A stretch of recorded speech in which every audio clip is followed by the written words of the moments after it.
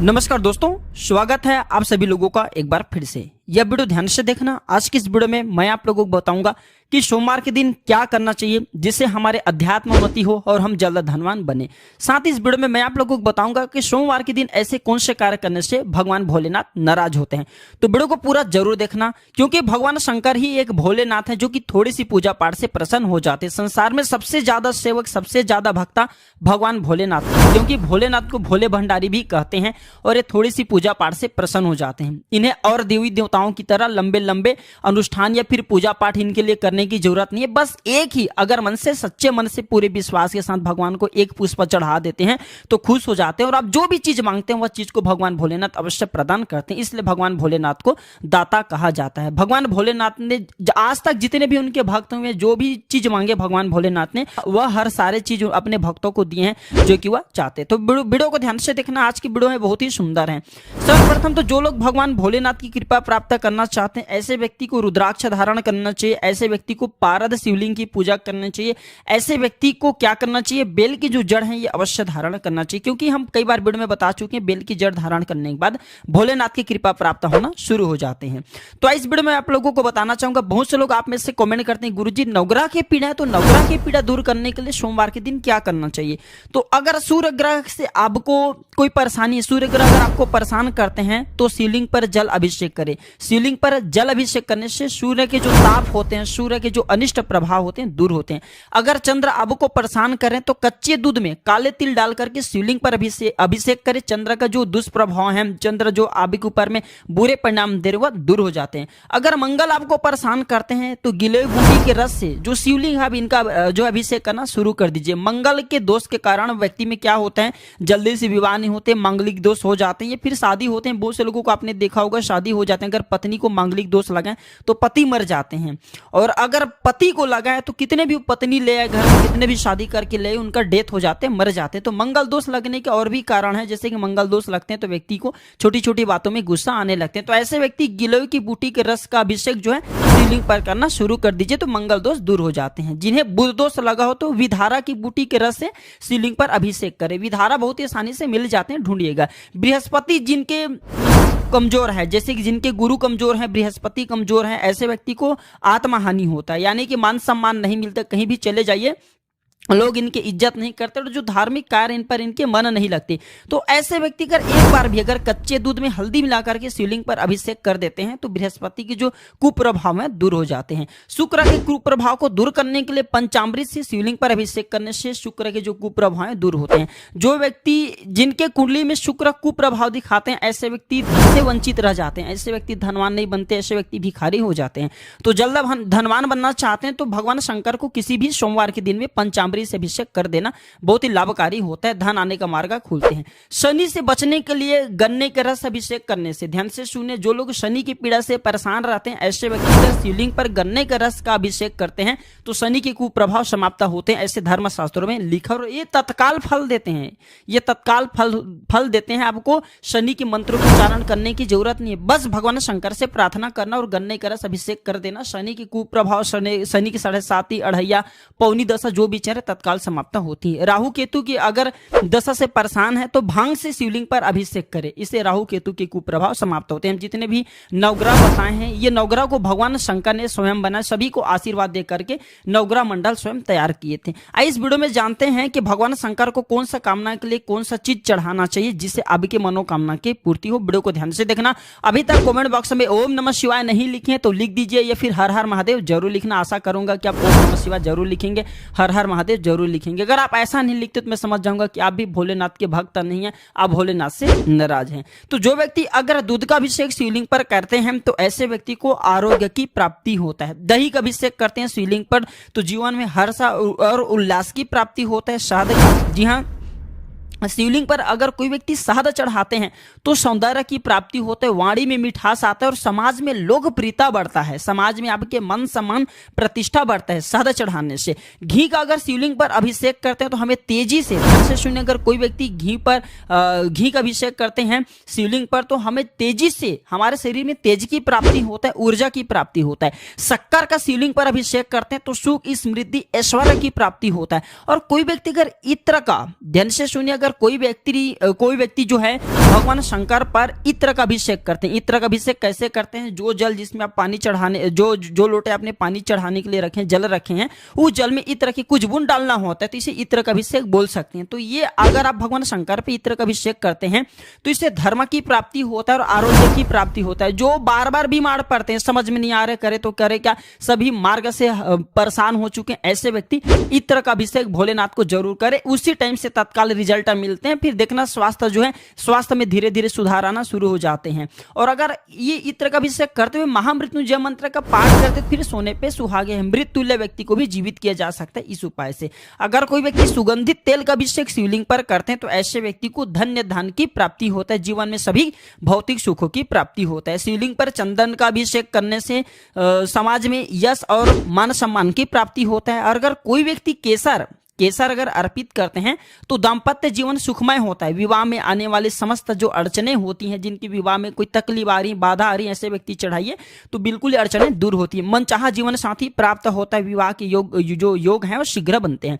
अगर कोई व्यक्ति भांग अगर शिवलिंग पर चढ़ाते हैं तो समस्त पाप, जितने भी पूर्व समय में किए गए पाप होते हैं, दोष होते हैं, वह दूर हो जाते हैं। धतूरे चढ़ाते भगवान शंकर को तो पुत्र की प्राप्ति होता है, कुल का नाम रोशन होता है और इसे भगवान शंकर के साक्षात आशीर्वाद प्राप्त होता है। आंवले का रस अगर आप शिवलिंग पर चढ़ाते हैं तो दीर्घायु की प्राप्ति होता है, अकाल मृत्यु कभी नहीं होता। दोस्तों, अभी तक वीडियो को लाइक नहीं की तो लाइक जरूर कर देना और हमारे चैनल को सब्सक्राइब जरूर कर लेना। मैं क्यों बोल रहा हूं? क्योंकि प्राचीन ज्ञान चैनल का मकसद है जनहित एवं जन कल्याण करना। क्योंकि प्राचीन ज्ञान चैनल से हम जितने भी कमाई करते हैं, इसके अधिकतर पैसे गरीब एवं असहाय लोगों की सेवा में समर्पित कर देते हैं। आप हमारे वीडियो को देखते हैं तो हमें खुशी मिलती है, हमारे वीडियो में बताए गए उपाय को करते हैं तो हमें भी पुण्य की प्राप्ति होती है।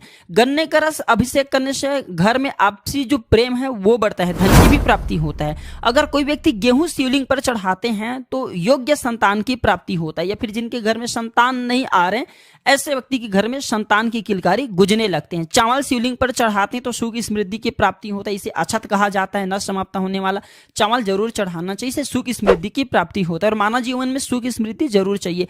तिल चढ़ाते हैं शिवलिंग पर तो समस्त पापों से हमें मुक्ति मिलती है, पूर्व समय के जो किए गए पाप होते हैं वो मिट जाते हैं। आइए अब इस वीडियो में मैं आप लोगों को बताना चाहूंगा कि सोमवार के दिन क्या करना चाहिए। तो सोमवार के दिन सिर पर हमें जो है शिवलिंग पर चढ़ा हुआ या फिर कोई भी भस्म होते हैं शिवलिंग पर लगा करके हमें अपने सर पर जरूर भस्म लगाना चाहिए। सोमवार के दिन निवेश करना अच्छा होता है। जी हाँ, बिल्कुल, आप किसी भी चीज में निवेश कीजिए, इसमें फायदा ही आपको मिलेंगे। सोमवार के दिन जो है सोना है, चांदी है, शेयर मार्केट में जो पैसा लगाना ये अच्छा माना गए हैं। इस दिन घर का निर्माण भी शुभारंभ कर सकते हैं। सोमवार को सुबह क्या करना चाहिए? तो सोमवार के दिन सुबह जल्दी स्नान करके पूजन पाठ करना चाहिए और भगवान शंकर जी के 108 बार महामृत्यु मंत्र का जाप करते हैं, महामृत्युंजय मंत्र का, तो जहां भी जाइए आपको सफलता मिलना शुरू हो जाते हैं। एक दिनचर्या बना लीजिए। अगर डेली के नहीं कर सकते सप्ताह में, तो सोमवार के दिन जो है चयन कर लीजिए। सोमवार के दिन शिवलिंग पर क्या चढ़ाना चाहिए अभी मैं पूरे वीडियो में बता चुका हूं, लेकिन हो सके तो भोलेनाथ को शुद्ध जल से स्नान कराइए सर्वप्रथम। इसके बाद संतान प्राप्ति करने के लिए शिवलिंग पर बेलपत्र चढ़ा सकते हैं, अक्षत चढ़ा सकते हैं, मनोकामना के लिए दूध फूल ये सब चढ़ा सकते हैं। कुछ नहीं चढ़ा सकते तो भगवान भोले भंडारी को बेलपत्र जरूर चढ़ाना चाहिए, आंकड़े का फूल जरूर चढ़ाना चाहिए, इससे भगवान भोलेनाथ प्रसन्न होते हैं। जो भी चीज मांगेंगे वह सारी चीज आपको देंगे। सोमवार को शिव की पूजा कैसे करें? तो सुबह जल्दी उठ करके स्नान कर लीजिए, इसके बाद जो है घी का दीपक जलाइए और जैसे जो भी देवी देवताओं की पूजा करते हैं वैसी शिवलिंग की पूजा कर सकते हैं। सोमवार के व्रत में क्या नहीं करना चाहिए यही जानकारी देने के लिए इस वीडियो में आया हूं।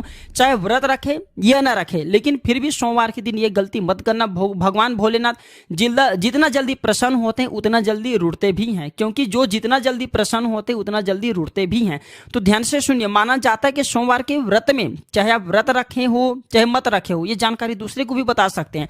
तो सोमवार के व्रत में गेहूं सूजी या आटे का सेवन नहीं करना चाहिए। इसके अलावा लाल मिर्च और सादा नमक युक्त जो मसालेदार हैं, तली भुनी हुई चीजें हैं, इनका सेवन नहीं करना चाहिए। साथ ही मांस मदिरा बैगन काफी हरी पत्तेदार जो सब्जी हैं इनका भी सेवन नहीं करना चाहिए, मना किया गया है। शिव की पूजा कब करना चाहिए?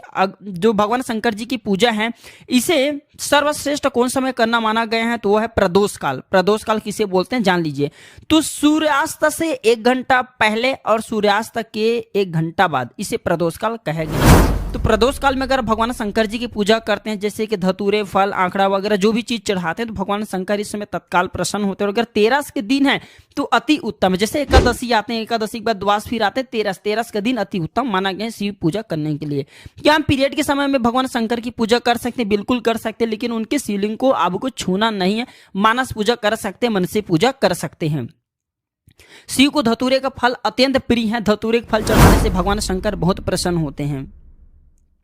शिवलिंग पर जल चढ़ाने के नियम जान लीजिए, अन्यथा भगवान भोलेनाथ के क्रोध का सामना भी करना पड़ सकता है। बहुत से लोग क्या करते हैं, शिवलिंग पर जल चढ़ाते हैं, शिवलिंग पर 1 लोटा जल रखें और तत्काल जो है सेकेंडों नहीं लगते, 5 से 10 सेकंड के भीतर में तत्काल वह जल चढ़ा देते हैं। भगवान शंकर पर अगर आप जल अभिषेक करना चाहते हैं तो इसी बात का विशेष ध्यान रखना है। मनोकामना के लिए चढ़ा रहे हैं, इच्छा पूर्ति करने के लिए, फिर भक्ति प्राप्त करने के लिए चढ़ा रहे हैं, तो भगवान शंकर को जल हमेशा जो है धीरे धीरे अर्पित करना चाहिए। अगर आप भगवान शंकर को जल्दी से जो जल अर्पित करते हैं तो भगवान शंकर नाराज होते हैं, क्योंकि भगवान शंकर ने जब विष पान किए थे तो उनके विष को मिटाने के लिए देवताओं ने थोड़ी थोड़ी धीरे धीरे मात्रा में जो है जल अर्पित की थे। और आपने अभी तक देखा होगा, ये फिर आप जरूर देखे होंगे, मंदिर में भगवान शंकर जी के लिए एक पात्र में जल रखा जाता है और थोड़ी थोड़ी कुछ कुछ बूंदे जो होती हैं शिवलिंग पर गिरता है, ताकि भगवान शंकर के जो विष हैं, जो गर्मी शरीर में विष पीने के कारण वह शांत हो, और शांत होते भगवान शंकर प्रसन्न होते।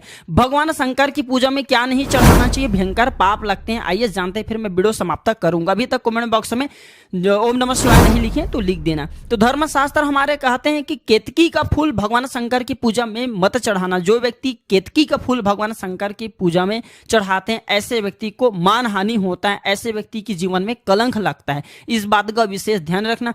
तुलसी के पत्ते चढ़ाने से, अगर भगवान शंकर को तुलसी के पत्ते अगर आप चढ़ा देते हैं तो झूठा प्रेम की प्राप्ति होता है। तुलसी के पत्ते भूल करके शिवलिंग पर नहीं चढ़ाना चाहिए, भगवान शंकर क्रोध होते हैं। और संग से कभी भी जल अभिषेक शिवलिंग पर नहीं करना चाहिए। अगर ऐसे करते हैं तो जो पति पत्नी हैं इनके तलाक हो जाते हैं, धर्मशास्त्रों में ऐसा लिखे गए हैं। तो भूल से संग से जो है जल अभिषेक शिवलिंग पर नहीं करना चाहिए। कुमकुम या सिंदूर चढ़ाते हैं अगर शिवलिंग पर, तो इससे पति की दुर्घटना, पति की जो है एक अंग चले जाते हैं, दुर्घटना में एक अंग चले जाते हैं। इस बात का विशेष ध्यान रखना। भूल करके कुमकुम या सिंदूर शिवलिंग पर मत चढ़ाना। नारियल का पानी भी शिवलिंग पर नहीं चढ़ते और हल्दी भी नहीं चढ़ते। अगर कोई व्यक्ति शिवलिंग पर हल्दी चढ़ाते हैं तो ऐसे व्यक्ति जो विवाह देरी से होते हैं और जिनके विवाह हो चुके हैं, ऐसे व्यक्ति के जीवन में फिर वैवाहिक जीवन में परेशानी आना शुरू हो जाते हैं। तो सोमवार के दिन अगर आप व्रत रखते हैं या फिर भगवान शंकर की पूजन पाठ करते हैं तो इन बातों का विशेष रूप से ध्यान रखना जरूरी है। अगर वीडियो में बताया गया जानकारी अच्छी लगी तो वीडियो को लाइक कीजिए, और हाँ, इसे अपने दोस्तों यारों में शेयर करना ना भूलना, ताकि उन्हें भी यह जानकारी प्राप्त हो। ओम नमः शिवाय।